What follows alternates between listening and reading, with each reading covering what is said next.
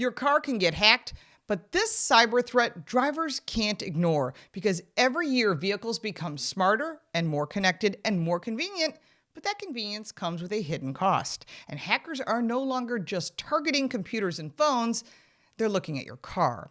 Modern cars are now high-tech gateways to your personal data, your finances, and in some cases, even physical control of your vehicle. Now, this threat is real, and drivers across the country are only beginning to understand the real risks because today's cars rely on complex software and costly connectivity. Features like remote start, navigation, hands-free driving, and vehicle tracking make life easier.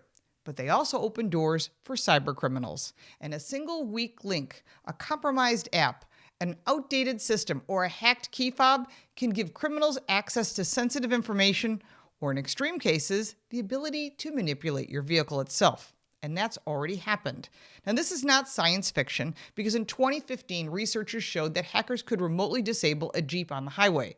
That incident triggered a nationwide recall and forced the auto industry to take cyber threats seriously. Since then, attacks have become more sophisticated, targeting both personal information and vehicle control systems. And understanding these risks and taking action to protect yourself is no longer optional. At the heart of every modern car is an electronic control unit known as an ECU, and most cars have multiple ECUs that manage everything from braking and steering to door locks and infotainment systems. So if a hacker gains access, the consequences can range from stolen data to direct manipulation of the vehicle itself. While dramatic remote control scenarios make headlines, the most common threats today involve identity theft, financial fraud, and unauthorized tracking of your movements. Hackers have several ways to gain access to your vehicle.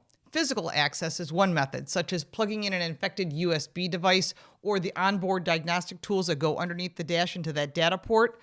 Key fobs, particularly in older models, can be cloned or exploited with devices that capture and replay the signals, allowing the thieves to unlock and start a vehicle without the original key.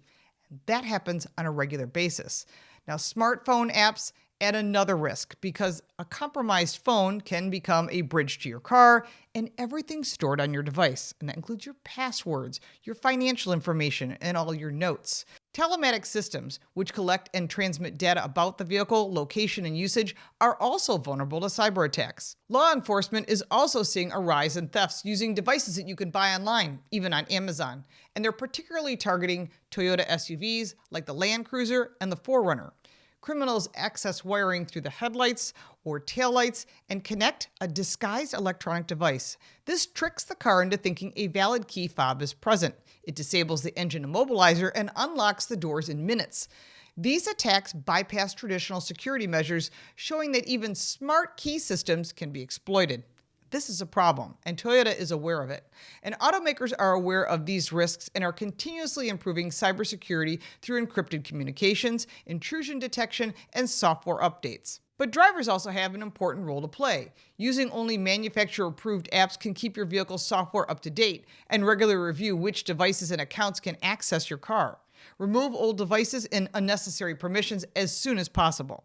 Additional protections include using a virtual private network known as a VPN, and you can use it on your device, and you can also put it into your vehicle. Now, a VPN on your phone helps mask data traffic and reduces exposure if a device or a car is compromised. Physical deterrents also matter too. Police recommend visible tools like a steering wheel lock, which can prevent theft even in the event of a sophisticated electronic attack.